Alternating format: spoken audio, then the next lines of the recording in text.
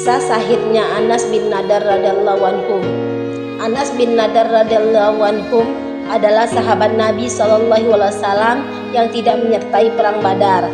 Ia sangat menyesal dan sering memarahi dirinya sendiri karena tidak dapat menyertai peperangan yang pertama dan besar dalam sejarah Islam itu. Untuk itu, ia sangat berharap dapat menebusnya pada pertempuran selanjutnya.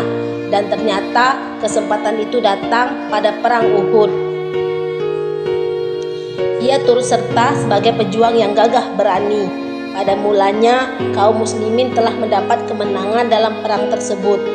Namun karena suatu kehilafan, kaum muslimin menderita kekalahan pada akhir perang. Kehilafan itu adalah beberapa orang sahabat yang ditugaskan untuk berjaga di suatu tempat melalui sabda Nabi SAW, "Kalian jangan meninggalkan tempat ini dalam keadaan bagaimana saja, karena musuh dapat menyerang dari sana." Pada permulaan perang, kaum muslimin telah memperoleh kemenangan dan kaum kafir melarikan diri. Melihat hal ini, orang-orang yang telah ditunjuk oleh Nabi SAW segera meninggalkan tempat tugas mereka. Mereka menyangka bahwa kaum muslimin telah menang dan perang telah usai. Sehingga orang-orang kafir yang melarikan diri segera dikejar dan diambil harta rampasan perangnya. Sebenarnya pimpinan pasukan telah melarang dan mengingatkan agar tidak meninggalkan bukit. Ia berkata, "Jangan tinggalkan tempat ini. Rasulullah SAW telah melarangnya." Tetapi mereka menduga bahwa perintah Nabi SAW itu hanya berlaku untuk saat perang. Mereka pun turun ke medan perang meninggalkan bukit. Pada saat itulah pasukan kafir yang melarikan diri melihat bahwa tempat yang seharusnya dijaga oleh kaum muslimin telah kosong. Maka mereka segera kembali dan menyerang kaum muslimin dari arah sana. Hal ini sama sekali tidak diduga oleh kaum muslimin, sehingga mereka kalah dan terjepit dalam kepungan kaum kafir dari dua arah. Keadaan menjadi kacau balau. Mereka berhamburan ke sana kemari.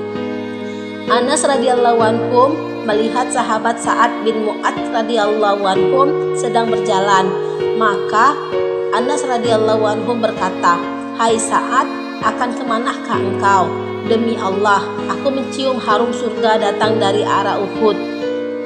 Setelah berkata demikian, ia mengacungkan pedang di tangannya dan menyerbu ke tengah kaum kafir sambil bertekad tidak akan berhenti berperang sebelum syahid.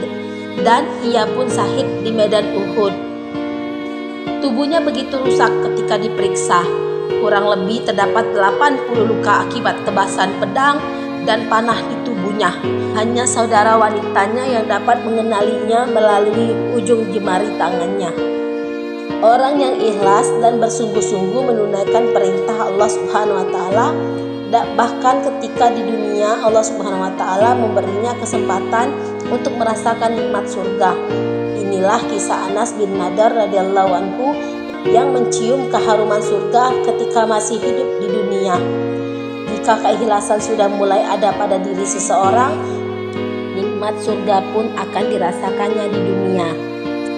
Dari khodim khusus Syekh Abdurrahim Raipuri rahmatullahi alaihim bahwa ia sering berkata, "Bau harum surga sedang berhembus." Kisah beliau telah ditulis dalam risalah Fadilah Ramadan.